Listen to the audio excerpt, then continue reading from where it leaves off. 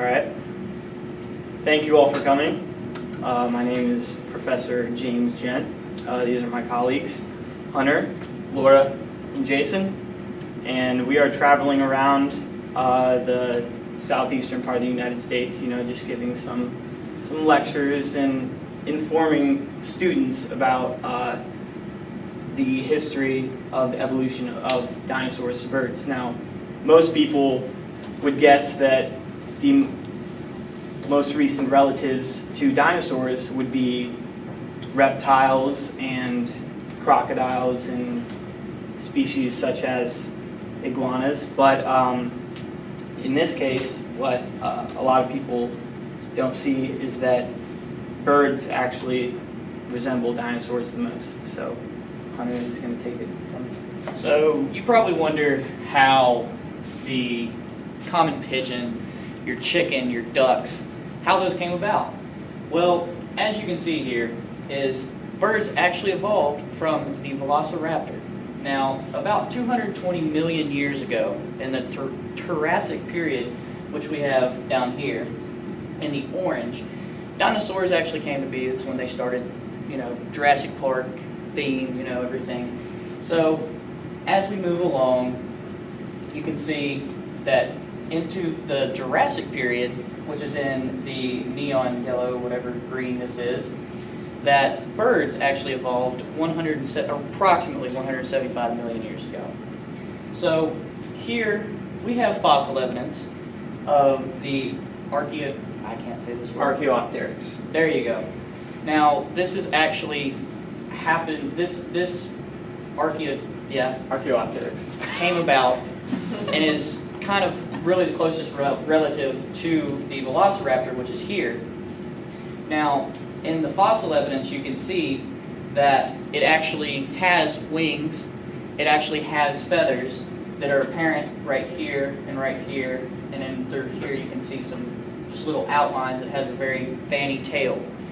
So, Laura is going to talk about how that came to be.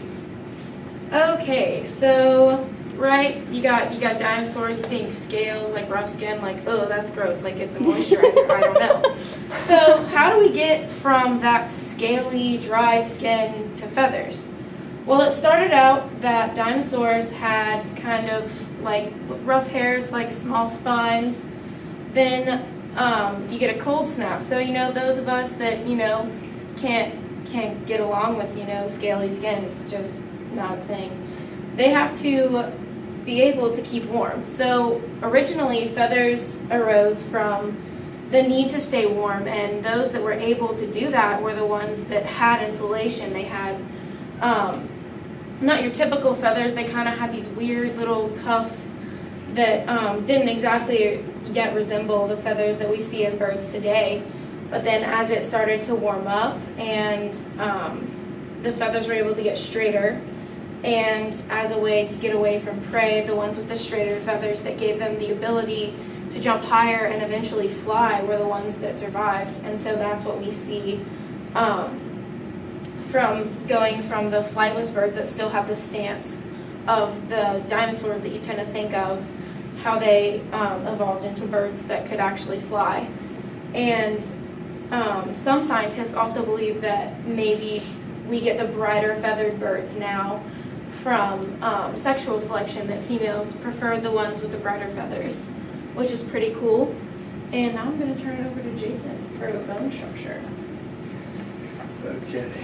Now, I know it's a little tough to see because y'all are sitting a little far away, but some of the transitions that you can see in the bone structure from early on to more recent in the birds, you can tell that the fingers actually evolved into wings. Still has the same basically amount of bones. The shape and stuff evolved over time. And then questions.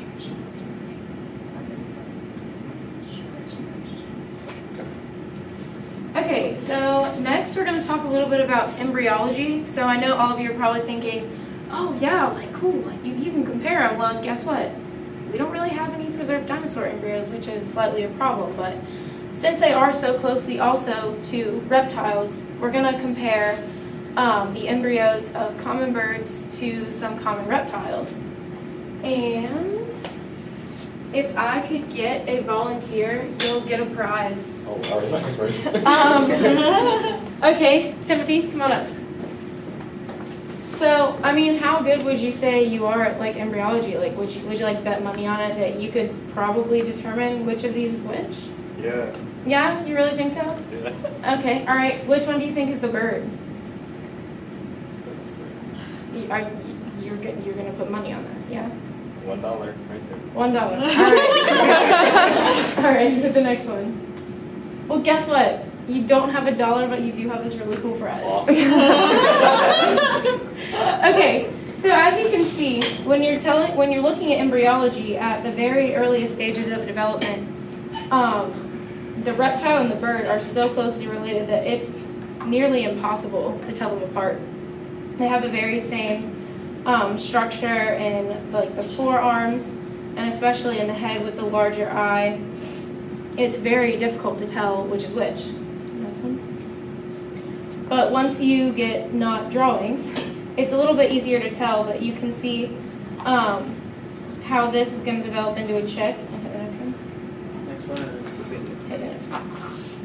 And then this is a lizard, and you can see it's kind of hard to tell because it's like a little bit small, but if you look when they're first developing, the eye socket and the way that the brain is developing, it's all very similar. And if you line them up side by side, it's very difficult to tell which is which until the later stages in development, when the birds start developing skin that's a lot bumpier because it has to accommodate her feathers, and whereas the lizards get a longer tail. And just to show you a little bit about how they develop, since they develop very similarly, I have a video.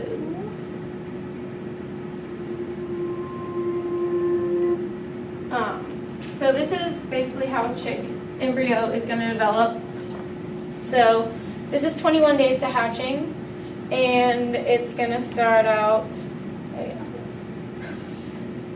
So this is like your very like basic development, starting at a very, very small, like what we're studying now. But then you can see that as your embryo starts to develop, it's going to develop an eye, and you can see where the wings are going to be, and the legs, and of course the eye and the brain, which is like, that's something pretty unique to lizards and birds, is that the eyes and the brain are going to stay very, very large all throughout development, which you don't see in all other animals.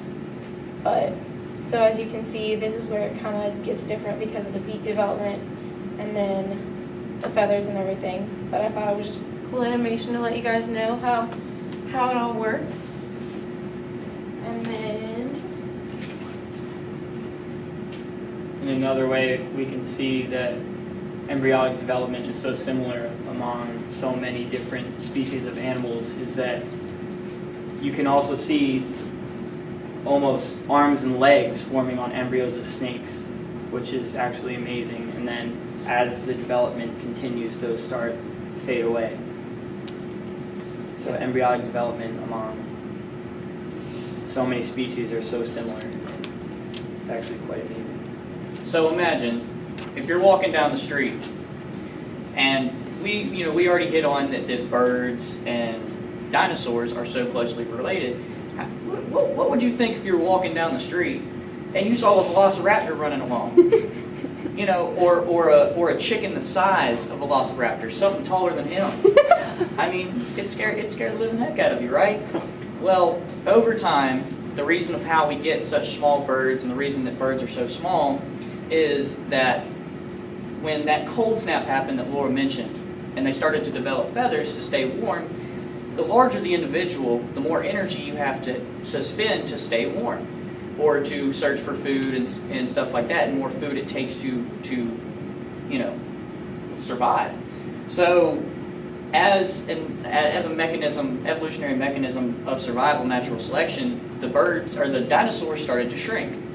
And as they shrunk, they became the hunters and the most fearsome dinosaurs and most aggressive dinosaurs, predators of their period, to becoming they're able to be eaten. So one hypothesis that we kind of came up with is that the development of flight feathers came to escape being preyed on, and because of their small size. And that obviously gave them an advantage, because now they can spot food from the air, they can grab things in the air, they can eat insects, they can do things like that and prey on other things other than just meat, which I'm going to let Laura talk about the teeth of how the teeth evolved in dinosaurs. Okay, so obviously birds today don't have teeth, because if they did, that would be a new level of terrifying, because I know I'm already scared of birds, and if they had teeth, that would just be too much. So velociraptors and earlier dinosaurs obviously had teeth, because they had to catch prey that was bigger and had meat, so they had to find a way to break that down. But as you get birds that are starting to get smaller, they're starting to prey on what they can find. So especially when you have that cold snap, they're going to be looking for nuts, small insects that are able to survive, more vegetation than actual living prey. So that gives them where the beak develops, where you have them having to crack into nuts and forage a little bit more rather than just catching prey. And then as the cold snap starts to move away and weather starts to get warmer, some species of the birds did have teeth reemerge a little, just especially some like aquatic birds that had to catch fish and everything, but then eventually it goes back to being a beak. So it's kind of neat how there's a small reemergence once the weather starts to warm up a little of teeth, but then eventually there's no real advantage to having teeth over not having teeth. So that's how we end up with the beak, and then all the variations of beaks depending on the food sources that are available, which is kind of cool. Okay, Well, I have a 2-point question. Oh, 2-point question, sorry. Yes. All right, so who wants to go for 2? You can't, Timothy. Or anyone. All right, come on up. All right, kind sir. So the question is, in which time period did the dinosaurs actually go extinct? Was it the Triassic, Jurassic, or Cretaceous period? You're wrong. Right here. It is the Cretaceous, but you can get 1. Oh, I got one. Yeah. It's a good try, though. Sorry for being brutally honest. Okay, and along the bottom, that is just a little bit of a tidbit of information that we decided to include. Is this is the entire Mesozoic period. Now, we cut it off right here at the extinction of dinosaurs. Now, what made you think that dinosaurs went extinct but not birds? Maybe because they could fly, maybe because they could escape the tears on the ground of the big explosions. I mean, maybe because they were smaller, they couldn't withstand more of the, I don't know, environmental pressures that made the dinosaurs go extinct. You know, it's kind of a weird thing that really not a lot of research has been done on, of why birds survived and dinosaurs didn't, and we actually were not able to come up with a hypothesis for that. There are ideas out there, but there's nothing that's actually published and nothing that, we could come up with on our own. So, as we've kind of transitioned from dinosaurs to how they've come into being birds themselves, we can look at actually the ostrich, goodness gracious. Well, emus would work too. Ostriches, I mean, look at the resemblance in the bend in the knee and the legs themselves to the bend in the knee and the legs themselves of the earlier dinosaurs.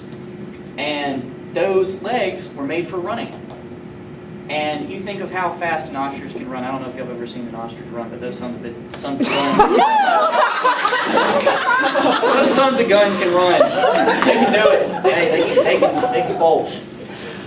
But that is a way to catch prey. That is a way to, it obviously is advantageous to them. Now, the feathers on the ostrich are not for flight. They don't, yeah, thank goodness, it's a big old bird. But the feathers here resemble more of the fluffy plume feathers that were in early development in the early dinosaurs. So, are they still using it for warmth? Because where do you find ostriches? In the warmer weather, in Australia and stuff like that. So, what do y'all think might be the advantageous, like, evolutionary thing that keeps the ostrich having these type of feathers in those legs? Any ideas? Okay, I was just seeing how smart y'all works. We don't know either. Oh, you I might mean, the know. nights in Australia can get pretty cold, right? Ah, So Correct. good job. All right, so I'll Yeah, prize for that. yeah, that was actually I didn't grab anything. I was going to say that was a surprise, but sorry. Now, Laura, go ahead. Okay, so basically to finish up, we just have a few more trivia questions for anyone who wants a prize. So, all right, first question. Who wants it? You want it, Renee? Yes. Okay, so what was the main reason that we think feathers may have come about? Because of the environment. Okay, that works. So it was like the extreme cold. And then what is it? What is the main structure in like birds today, especially larger birds that resemble the dinosaurs the most? Who wants it? You know what I mean? Go. Their legs. Yes. Okay. No. No? Okay. All right. Okay, and this is like an ultra bonus, so you'll get 2 because we didn't mention it, but we talked about it in class. So that type of fossil that indicates that they have feathers, what's the name of that? Trace. You got it. You got it. There you go. So, Oh, she got 2.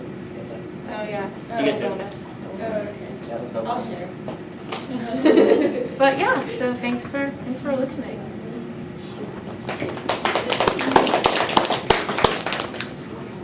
questions? Who has a question? Does anyone have any questions? Tim?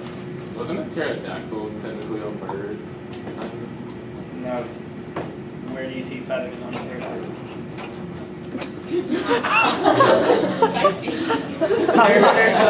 They're probably in I'm some. sorry, Tim. Hey, I'm gonna Tim. call my whole. Pterodactyls weren't bipedal. Okay, got it. They crawled on their wings, like really freaky. But there's probably some correlation between pterodactyls and, dinosaurs and birds, to where, like, they obviously had to adapt the wings to some type of environmental pressure that made them adapt the wings. The bone structure between of how the velociraptors got into, our normal day birds is probably about the same in a pterodactyl, because, they probably had to, that came, those extension and coming into wings probably had to come from something. They And the fact also that had they also had teeth along with the beak, so they Maybe started they're trying to do forming. that. Yes. Yeah. I mean, bats are mammals. Yeah. And there are rodents, You know. like flying rat. Aren't ostriches from Africa, not Australia? Or Africa, Australia, something like that. I'm not good on geography, sorry, that's not my strong point. Starts with an A. My strong point is Yes. numbers. Yeah. What about birds like peacocks? I mean, they're big birds. All birds. It doesn't have to be a chicken or a duck or anything like that. Like, what was your question? Well, I mean, they're bigger than most like small birds that fly, and they also don't fly really they fly a little bit, but Well, see, like when you break off into the birds, you have just like the ave clade, and once you get like that main ancestral bird is it splits off into thousands of other clades just based on geography and food source and environmental pressures. But you get that one ancestral basic organism that started the ave clade. Which is the most recent slave that common answers. All right. Thank you, guys.